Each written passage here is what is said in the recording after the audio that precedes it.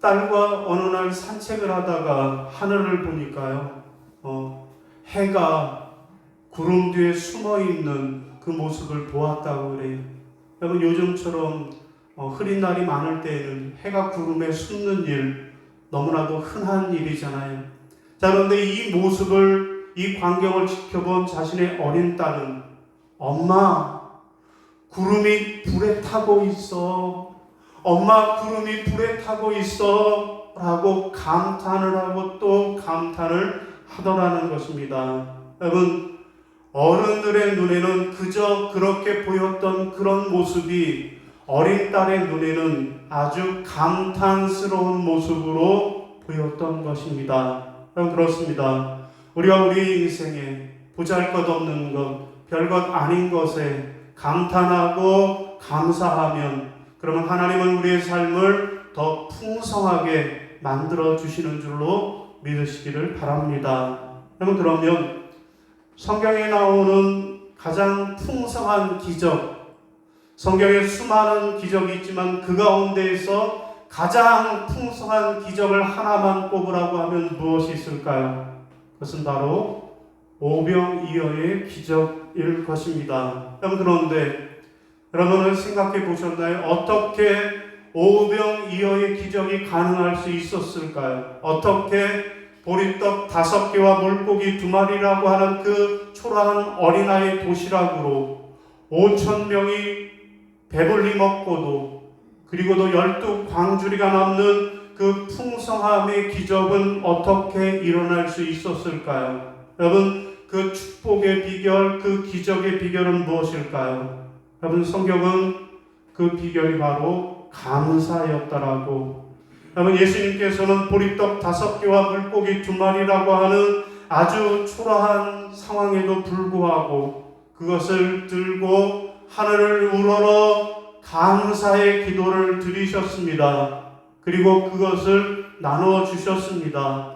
여러분, 그랬을 때 5,000명이 먹고도 12광주리가 남는 그러한 풍성한 기적을 맛볼 수 있게 되었던 것입니다. 사랑하는 성도 여러분, 여러분의 인생의 지경이 넓혀지는 그런 축복을 원하십니까? 그렇다면 하나님이 여러분에게 베풀어 주신 그 은혜 감사하시기를 바랍니다. 그러면 하나님께서 여러분의 인생의 지경을, 삶의 지경을 더욱더 넓혀주시는 줄로 믿으시는 여러분 되시기를 바랍니다.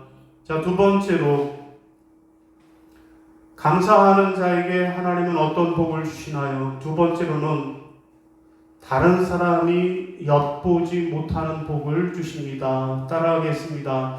다른 사람이 엿보지 못하는 복입니다.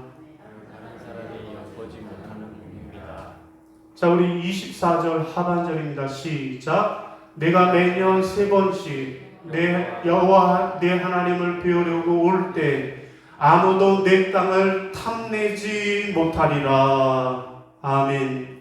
여러분, 무슨 말씀이에요? 하나님 앞에 감사하는 자에게 하나님께서는 어떤 복을 주신다? 하나님이 지켜주시고 보호해 주시는 복을 주시겠다라는 말씀입니다.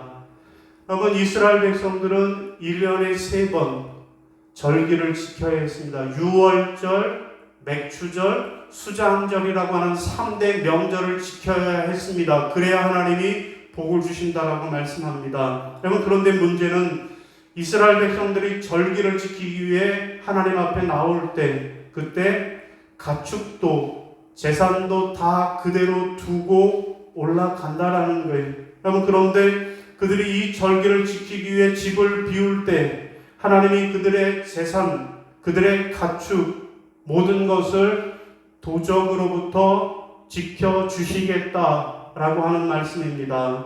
여러분, 그러나 우리가 하나님의 말씀에 불순종하고 하나님의 절기를 지키지 않으면 하나님은 우리를 지켜주시지 않으십니다.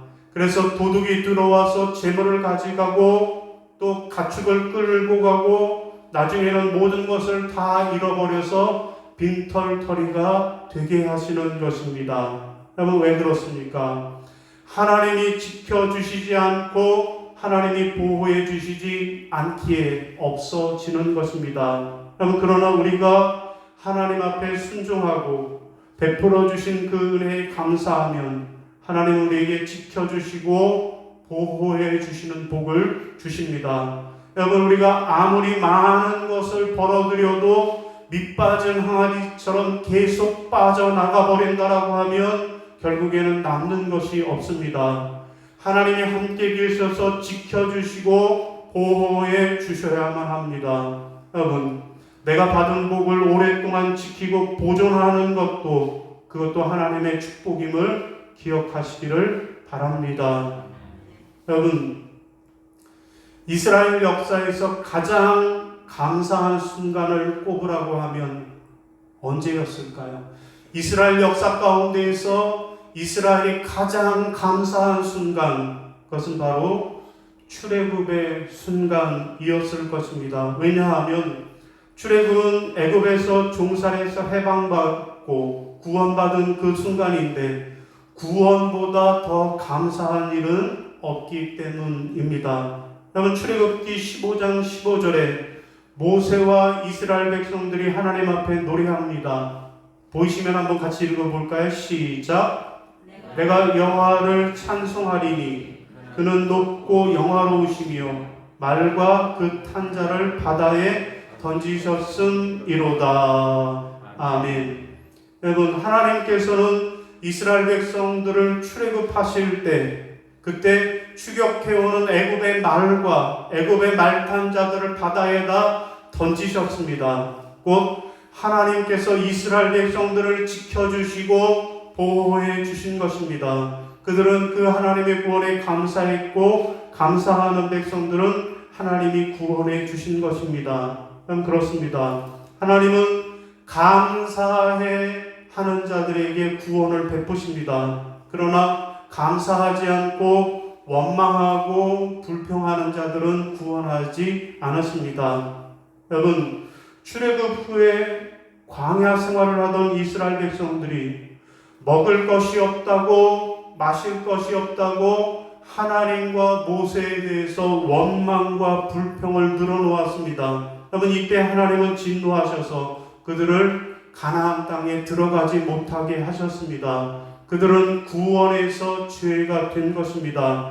가나안 땅에 들어가지 못하리라고 하신 것은 그들이 구원에 실패했다라는 것입니다. 그들은 먹고 마시는 것과 하나님의 구원을 바꾸어 버린 것입니다. 그렇습니다. 감사하면 그 감사의 결과는 구원이지만 원망하고 불평하면 그 결과는 멸망입니다. 여러분, 구원에 감사하지 못하고 먹고 마시는 것, 입는 것으로 원망하고 불평한다면 하나님의 은혜를 알지 못하는 것입니다. 이런 자들에게는 하나님은 절대로 복을 주시지 않으시는 분이십니다. 여러분, 바울과 신라는 복음을 전하다가 잡혀서 매를 맞고 감옥에 갇혔습니다. 여러분, 다른 일을 하다가 그렇게 된 것도 아니고 하나님의 복음을 전하다가 하나님의 일을 하다가 그렇게 된 것입니다. 하나님의 일을 하는데 지켜 보호해 주시지 않고 억울한 일을 당했으니 얼마든지 원망하고 불평할 수 있는 그런 상황이었습니다. 여러분, 그러나 바울과 신라는 어떻게 했습니까? 바울과 신라는 그때에도 오히려 하나님 앞에 감사하고 하나님께 찬송을 불렀습니다. 그러자 옥문이 열려지고 간수까지 구원받게 하는 일이 일어났습니다. 여러분, 감사는 영혼과 육체를 함께 구원하는 그런 능력이 있습니다. 사랑하는 성도 여러분, 여러분의 삶이 하나님으로부터 지키심과 보호하는 축복을 받기를 원하십니까? 그렇다면 하나님이 여러분에게 베풀어 주신 은혜에 감사하시길 바랍니다. 그러면 하나님이 여러분의 남은 인생을 지켜 보호해 주시는 줄로 믿으시기를 바랍니다. 자, 오늘 말씀을 정리하겠습니다. 여러분, 오늘 본문은 하나님께 감사하는 자에게 하나님께서는 복을 주신다라고 말씀하시는데, 그러면 하나님께 감사하는 자에게 하나님은 어떤 복을 주시나요? 첫 번째로는 지경을 넓혀 주시는 복입니다. 두 번째는 지키고 보호해 주십니다.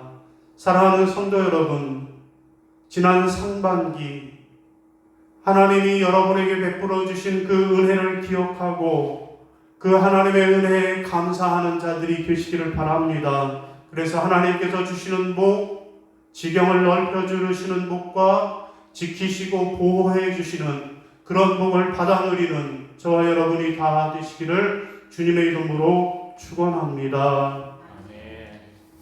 예, 우리 함께 자리에서 일어나셔서 결단 찬송으로 날 구원하신 주 감사 함께 부르시겠습니다.